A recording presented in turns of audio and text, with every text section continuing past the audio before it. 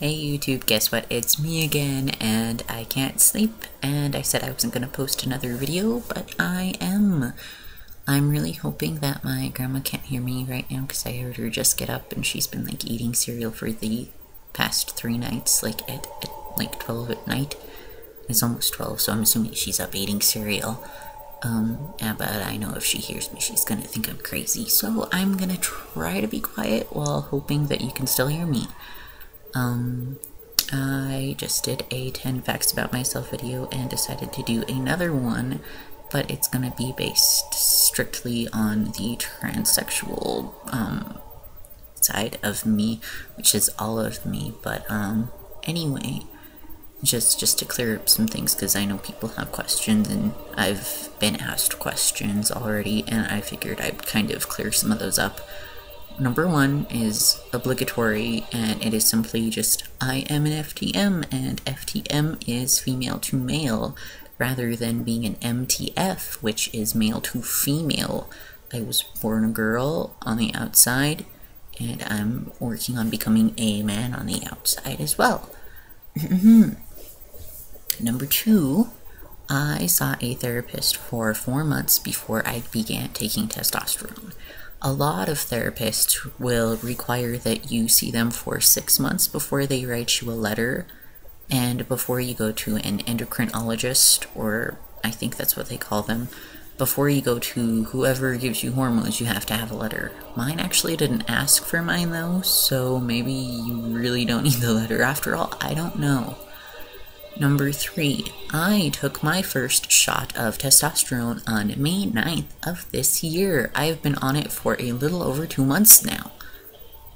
Number 4, I have come out to my family, most of my friends, and a few of my coworkers, including my boss. So far, everyone has been really supportive of me, which is kind of surprising, especially considering where I live. A few of my family members are still not happy about it, including my grandma, my dad, my oldest sister, and probably everyone else on my father's side of the family, because they're kind of judgmental. They don't say anything about it, but I'm pretty sure they think that I'm just as gross as any pedophile out there, which I'm not a pedo, but they probably think a pedo's better than me at this point. Number 5, I don't have a real binder. On the days I don't bind, you can totally see my chest. It's kind of gross. At this point, in order to bind as loosely as I do, I wear 3 sports bras and then put a football compression shirt on top, which is actually right here.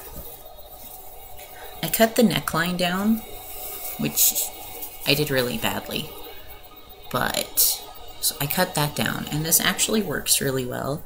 When I put it on, I fold it up like 2 times. I fold it up once, and then I take it and I fold it back down, and then I re-squish everything, and I think if you're just beginning to bind, that this is a really good way to do it, because it's not too tight, but it definitely helps flatten things out a little bit, which is nice, but it is a little dangerous, because one time when I did it this way, my binder slipped down and I didn't notice it, and I ended up cutting off my circulation and almost passed out at work, so that was really scary. But at least everyone just thought I was having a panic attack, so that was the good thing about it, because I'm kind of a freak in public situations, so everyone just thought I was freaking out and having some kind of anxiety attack. Number 6. I'm pretty stoked about this one. I got my first pair of man underwear on Christmas of last year. It seems silly to everyone, but that was pretty much the happiest day of my life.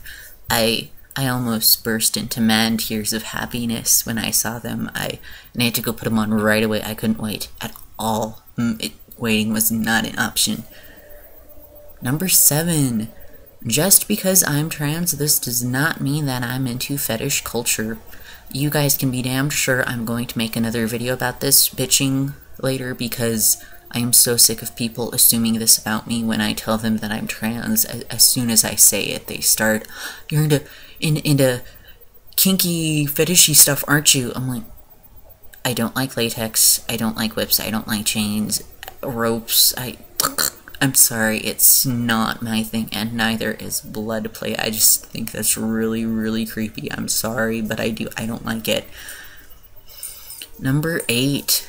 I already mentioned this one too, but I'm gonna mention again because it's important to me, I guess. I am primarily straight. I like women. Mostly. Once in a while, I will like guys, but I'm one of those weird guys. I'm okay with making out with guys. That's great. That's pretty fun. I know some really, really good kissers that happen to be guys. But as soon as things start to go below the belt, I kind of panic and curl back into my imaginary shell and say, no, go fuck yourself, have a good time. I don't know, I just can't handle going, no, sorry, can't handle it. As long as we make out, I'd be just happy doing that. As long as you're pretty cute and pretty nice, and let's do it. Number 9. I plan on getting a double mastectomy and a full hysterectomy. What this means is I plan on chopping my boobs off and getting all of my female organs removed, the uterus, the ovaries, the fallopian tubes, and everything in between, because I don't need and or want that stuff, and the idea of becoming pregnant really, really freaks me out and makes me sick and makes me want to hurl my guts out. I do not want a little parasitic human living inside of me and then ripping its way out of that, because that is so gross and it's not me. Nope. And finally, number 10. As of this moment, and where technology is now, I do not plan on getting bottom surgery. That is right, I plan on living most, if not all of my life as a man without a penis. And if I ever have a penis, it will probably be a plastic one that I harness onto my lower half and then tuck in the drawer at night, because that is what I am comfortable with and that is how I roll.